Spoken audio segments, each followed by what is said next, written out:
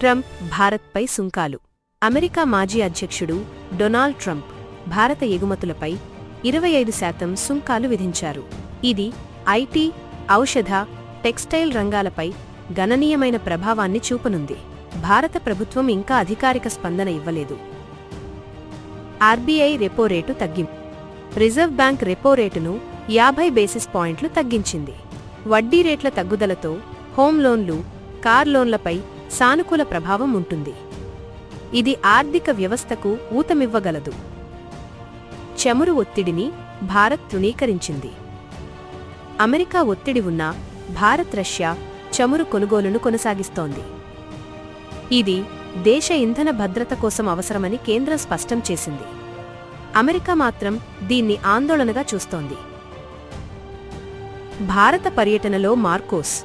Philippines అధ్యక్షుడు Marcos Bharat పర్యటనలో ఉన్నారు. ద్వైపాక్షిక సహకారంపై చర్చలు జరగనున్నాయి. బ్రహ్మోస్ క్షిపణుల ఒప్పందంపై కేంద్రీకృత దృష్టి ఉంది. పేపర్లెస్ అయిన Delhi assembly. Delhi assembly monsoon సమావేశం పూర్తిగా డిజిటల్గా ప్రారంభమైంది. పర్యావరణం, ట్రాన్స్పోర్ట్, ఆరోగ్య రంగాలపై చర్చలు జరగనున్నాయి. ఇది డిజిటల్ పాలనకు ముందడుగు. ఆంధ్రలో వర్ష హెచ్చరిక. రాయలసీమ తీర ప్రాంతాల్లో భారీ వర్షాల హెచ్చరిక జారీ చేశారు. ప్రజలు అవసరమైన జాగ్రత్తలు తీసుకోవాలని సూచించారు. ప్రభుత్వ యంత్రాంగం అప్రమత్తంగా ఉంది. ఒరిస్సాలో వ్యక్తి హత్య.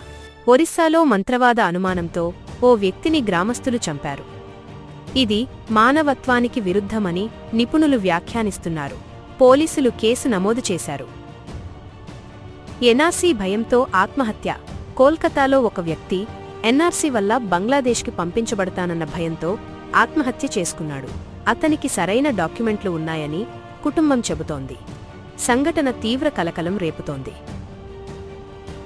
తిరంగ ఉద్యమానికి యోగి పిలుపు.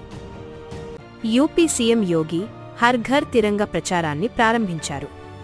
దేశభక్తిని పెంపొందించడానికి ఇది ప్రధాన ఉద్దేశం. రాష్ట్రవ్యాప్తంగా కార్యక్రమాలు జరుగుతున్నాయి. శాంబో క్రీడాకారుడు రాజస్థాన్ నుంచి కుల్దీప్ మోకావత్ వరల్డ్ శాంబో బీచ్ ఛాంపియన్షిప్లో పాల్గొంటున్నాడు. పోటీలు సింగపూర్లో జరుగుతున్నాయి. అతను 71 కిలోల విభాగంలో భారత్ను ప్రాతినిధ్యం వహిస్తున్నాడు.